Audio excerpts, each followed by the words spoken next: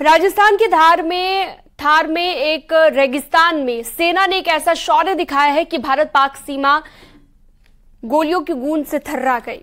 भारतीय सेना ने जैसलमेर में पोखरण रेंज में युद्धाभ्यास किया है, जिसमें भारतीय सेना का शौर्य और ताकत देखने को मिली है। ड्रोन से लिए गए इस वीडियो में भारतीय सेना के टैंक रेगिस्तान में सरपट दौड़ते हुए फायरिंग करते हुए दिखाई दिए हैं। ये तस्वीर भी आपको हम दिखा रहे हैं, राजस्थान के पोखरण की ये तस्वीर। भारतीय सेना का शौर्य और पराक्रम इस तस्वीर के जरिए आप देख सकते हैं। ये एक्सक्लूसिव तस्वीर इस वक्त न्यूज़ 18 आपको दिखा रहा है। तो बॉर्डर पर प्रैक्टिस की गई है, पाकिस्तान भी थर्रा गया क्योंकि बॉर्डर पर यह इलाका पड़ता है और भारतीय सेना ने युद्धाभ्यास किया है। रेगिस्तान में दौड़ते हुए दिखाई दिए हैं सेना के टैंक।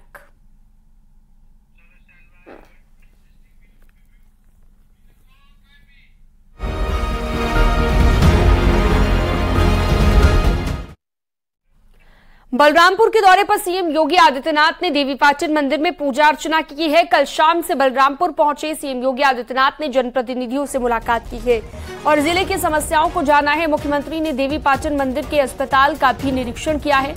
उन्होंने थारू छात्रावास का भी जायजा लिया है।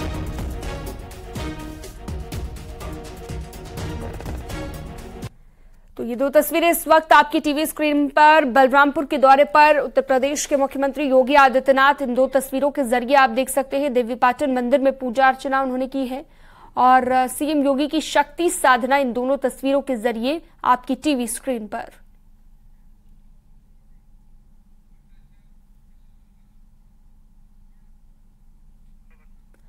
बलरामपुर के दौरे पर हैं सीएम योगी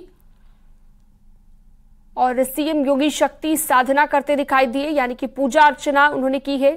कल शाम को ही बलरामपुर में पहुंचे थे सीएम योगी और उसके बाद आज सुबह सवेरे ये पूजा अर्चना जो उनकी ओर से की गई। दोनों तस्वीरें आपकी टीवी स्क्रीन पर हैं।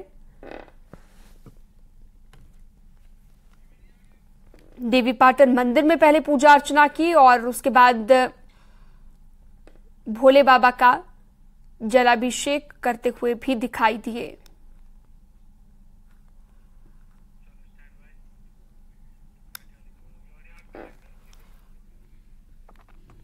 और अगली खबर है अमेठी से, जहां पर प्रधान की हत्या मामले को लेकर प्रशासन ने बड़ी कार्रवाई की है। प्रशासन ने आरोपी राजू फकीर के अवैध निर्माण पर बुलडोजर चलवा दिया है।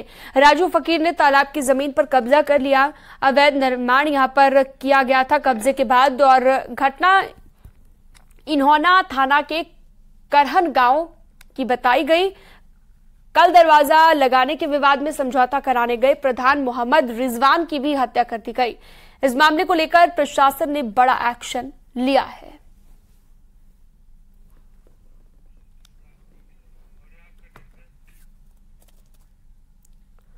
पश्चिमी उत्तर प्रदेश के बड़े मुस्लिम चेहरे जो कभी प्रदेश की राजनीति में अपनी बड़ी पहचान रखते थे, लेकिन अब उनकी राजनीतिक पहचान ही हाशिए पर है। एक तरफ तो केंद्र की मोदी सरकार के मुस्लिम हितों को लेकर उठाए गए अहम कदम हैं, तो दूसरी तरफ सीएम योगी के शासन में आपराधिक मामलों में ताबड़तोड़ एक्शन में, जिनकी वजह से सिर्फ मुस्लिम वोटर्स का बीजेपी में भरोसा बढ़ गया है। न सिर्फ मुस्लिम वोटर्स बीजेपी में विश्वास जताने लगे हैं, बल्कि कभी मुस्लिम वोटों का रुख एक तरफा मोड़ देने वाले मुस्लिम नेता अब जनाधार खो चुके हैं। देखिए,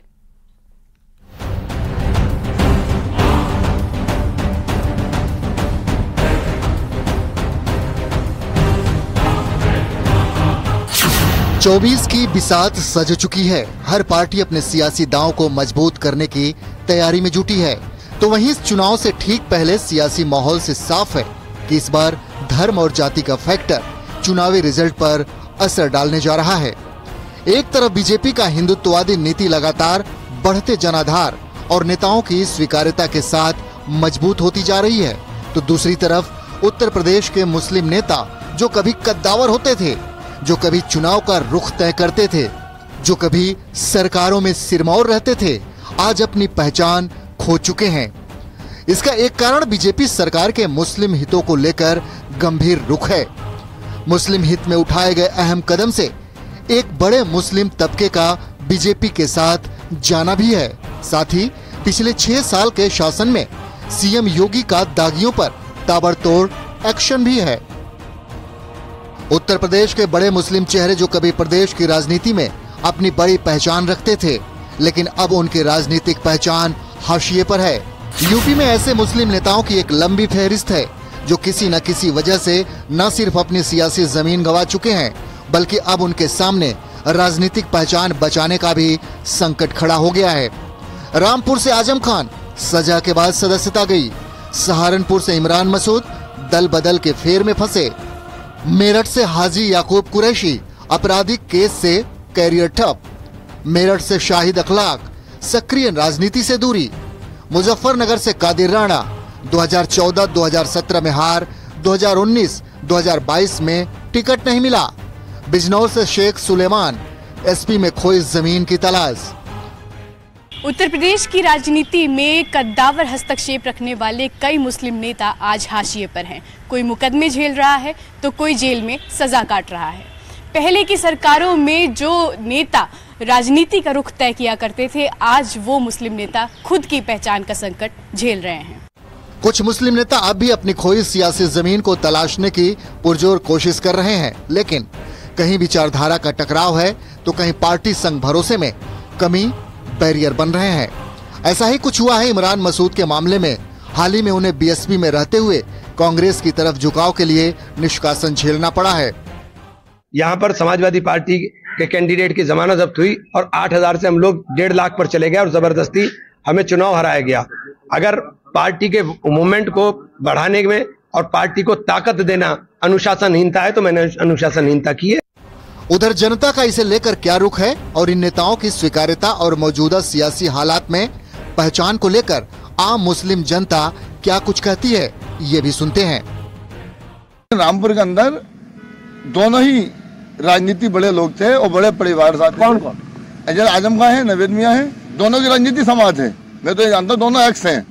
वर्तमान में कोई भी किसी के घर में कोई भी, चाहे बेटा हो, बेटी हो, बहन हो, भाई हो, परिवार हो, बीवी हो, बच्चे, कोई भी किसी भी परिवार में कोई भी विधानसभा का, लोकसभा का कोई मेंबर नहीं है, ना ही कोई पब्लिक का जनप्रतिनिधि है। चुने गवार होगी भाई, वो तो नवाब साहब हैं, नवाब रामपुर है। उन्हें तो राजनीति की जरूरत भी नहीं थी वैसे तो, क्या कहते हैं, और अब राजनीति में आए भी थे, अपनी संपत्ति बचाने के चक्कर में आते थे वो।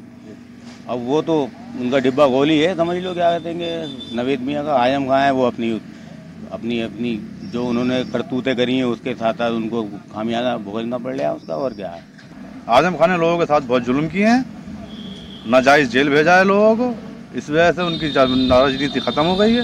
और नवाब कासिम अली खान जो है वो अपनी नवाबी में रह गए, किसी के दुख दर्द में शामिल नहीं हुए, किसी के अच्छाई बुराई में शामिल नहीं हुए, इसलिए जनता ने उनको नकार दिया।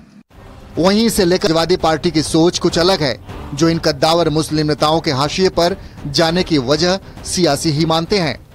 इंडिया गठबंधन देश में बीजेपी को हराने जा रहा है और उत्तर प्रदेश में समाजवादी पार्टी की रणनीति पीडीए है।